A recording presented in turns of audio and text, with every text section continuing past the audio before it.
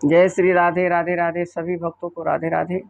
भगवान सबके घर में सुख शांति प्रदान करें। आप सभी हमारे बहुत प्रिय भक्त हैं और सभी संस्कारी हैं। एक प्रश्न आप लोग हमारे सामने करते हैं और बहुत प्रश्न आया है कि सोमवती अमावस्या माता जी कैसे मनाई जाती, और आप इसके बारे में कुछ बताइए। बहुत माता बहनों को और भाइयों का भी आया प्रश्न। तो देखिए, सोमवती अमावस्या आपकी बार 2022 की 30 तारीख को पड़ रही है, जिसमें ये सारी 3 तिथियां आई हैं और बहुत सालों के बाद आई है।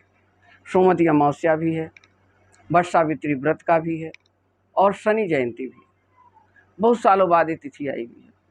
तो अब की बार हम सभी के लिए बहुत अच्छा संयोग आया हुआ है प्रभु का, और इसमें जितना भी पूजा पाठ उपाय करें, एक छोटे से छोटे उपाय आपके लिए बहुत शुभ लाभ देगा और बहुत अच्छा अपने घर में सुख शांति प्रदान करेगा। तो इसके लिए देखिए, छोटी सी बात ये है कि एक छोटी छोटी बातों को लेकर ध्यान में नहीं रख पाते हैं लोग। तो जैसे शिव कुंवारी लड़कियां हैं जिनको वर नहीं मिल रहा है, वो बहुत सालों से शादी नहीं हो रहे, लोग परेशान हैं। तो ये जो अब की बार ऐसी तिथि आई है, इसमें शिव पार्वती जी की पूजा करनी चाहिए। माता पार्वती जी का खूब श्रृंगार करें, कुमकुम लगाएं, हल्दी लगाएं, माता को मेहंदी लगाएं, चूड़ियाँ पहनाएं, उनको पूरा श्रृंगार करके भगवान शिव जी का अभिषेक करें। पंचामृत से अभिषेक करें। अगर पंचामृत पूरा नहीं कर पाते हैं तो आप दूध का भी अभिषेक कर सकते हैं। स्त्रियों के लिए खास करके वर पाने के लिए, कुंवारी लड़कियों के लिए ये कर सकती हैं आप। और भगवान जी से ही मांगो, हे भगवान मेरे मन इच्छा मुझे वर मिले। माता पार्वती जी मेरी कामना पूरी कीजिए। सदैव ही माँ सुहाग की रक्षा करती हो और हमारी भी कामना की पूर्ति करो। दूसरी, कल पीपल की पूजा भी होगी। जैसे 30 तारीख आ रही है तो पीपल की पूजा भी करेंगे और इसमें व्रत भी करते हैं। कुंवारी लड़कियां भी व्रत करेंगी और व्रत करके आप सूत, कच्चा सूत होता है, उसको 7 बार लपेटते हैं, बड़ के पेड़ पर भी, पीपल पर भी, और कुमकुम हल्दी से उसके थापे लगाते हैं। भगवान को फल फ्रूट नैवेद्य समर्पित करते हैं, देसी घी की ज्योत जलाते हैं। स्त्रियां उनको 7 बार परिक्रमा करती हैं। ये सुहाग के लिए है, सौभाग्यवती स्त्रियों के लिए, अपने पति की दीर्घायु की कामना के लिए करती हैं। सभी स्त्रियां सज धज करके आकर के भगवान विष्णु से वरदान मांगती हैं, माता लक्ष्मी जी की पूजा करती हैं। माँ, हम आप जैसे अमर हमारे भगवान आपकी रही है, वैसे ही हमारे पति की भी उम्र, हमारे पति की भी उम्र आगे बढ़े और दीर्घायु हो, स्वस्थ रहें और उनकी उन्नति बढ़े, आगे हम समाज में कुछ कार्य कर सके, अच्छे कर्म करें। माता से वरदान मांगो आप सभी लोग। 108 की जो गांव में कभी कोई भौरी देती हैं, भौरी भी बोलती हैं, और उसको परिक्रमा भी बोलते हैं। 108 की परिक्रमा कीजिए।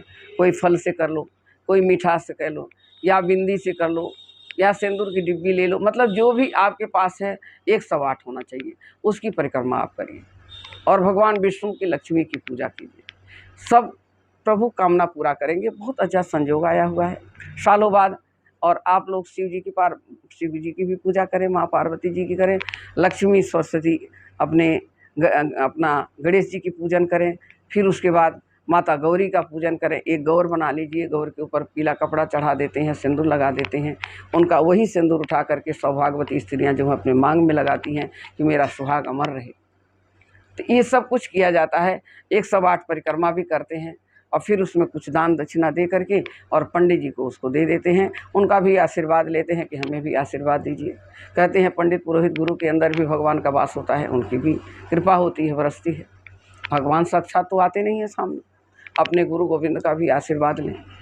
और माताएं बहनें सब, कल आने वाला जो है उसको कैसे भी करके आप थोड़ा समय निकाल करके इस पूजा को करें। पुरुष भी कर सकते हैं, स्त्री भी कर सकती है। जिसकी जो कामना है भगवान उसकी इच्छा पूरी करते हैं। और ये कई सालों के बाद आया है, इसलिए हम बता रहे हैं। सारे दिन का व्रत है। शाम के टाइम आप मीठा भोजन करिए, इसमें नमक नहीं खाते हैं। जो स्त्रियां नहीं रह पाती हैं वो फल दूध ले सकती हैं, इसमें कोई ऐसी बात नहीं है। और शाम को गौ ग्रास निकाल करके गऊ को भी खिलाते हैं। गऊ को रोटी खिलाइए, कुछ मिष्ठान रख करके। नहीं आप रोटी बनाए हैं तो कच्ची लोई खिलाइए, उसमें मिष्ठान और हल्दी लगा करके। आप चारा भी दे सकते हैं, किसी गौशाला में जा करके गौ माता के भी आशीर्वाद ले लीजिए। तो माँ जगदम्बा सबकी पूरा करती हैं। लक्ष्मी नारायण का व्रत करें कल, और कल शिव पार्वती जी का भी व्रत करें, उनको भी प्रसन्न करें। सभी बहनें, माताएं, सबसे अनुरोध है कि ऐसे संयोग आया हुआ है, आप सभी लोग अपने अपने पति के लिए, अपने घर के सुख शांति के लिए, उन्नति बढ़ाने के लिए आप इस कार्य को करिए। भगवान उसकी कामना जरूर पूरी करेंगे। और हमारे चैनल को सब्सक्राइब कीजिए, लाइक भी कीजिए, कमेंट भी कीजिए।